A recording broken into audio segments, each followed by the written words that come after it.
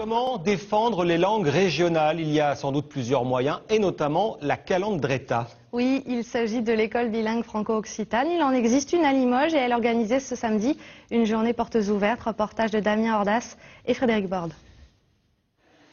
Bouchonne des vignes. Ici, tout l'univers tourne autour de la langue occitane. Gabriel est en CM1, il est à la calandreta depuis la maternelle. Aujourd'hui, il est totalement bilingue, comme on peut l'entendre avec cette poésie.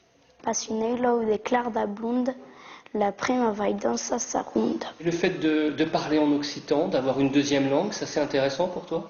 Oui, parce que sinon, si personne ne la parlerait, ça se perdrait. Peut-être que dans sa vie, il s'en servira pas.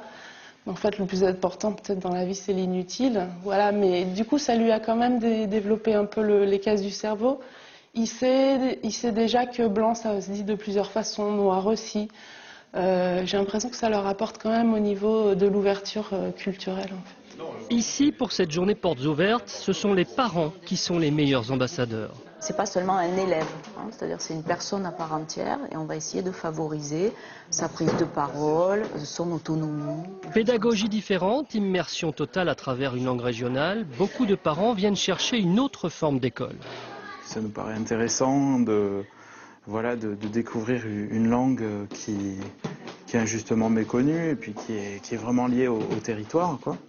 Et puis après, c'est la méthode freinée, donc une méthode qui met l'enfant au cœur de l'éducation. Dans cette école, 3 enseignants et un objectif, faire vivre une langue régionale à travers sa jeunesse.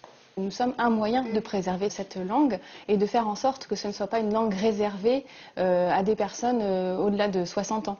C'est l'occasion pour les enfants aussi de rencontrer et de s'intéresser à ce qui se passait dans la région dans laquelle ils grandissent.